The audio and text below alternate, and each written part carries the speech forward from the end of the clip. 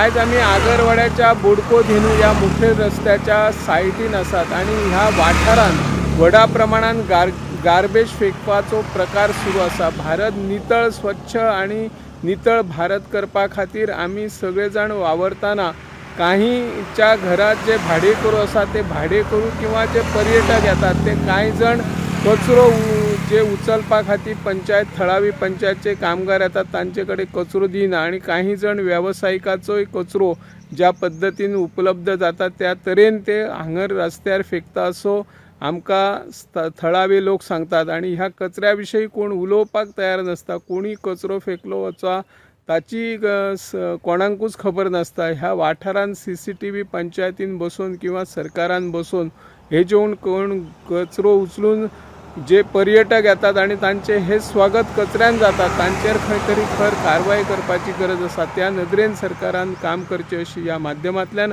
आमी मागणी करता। हांव निवृत्ती शिरोडकर, गोमंतक TV खातीर।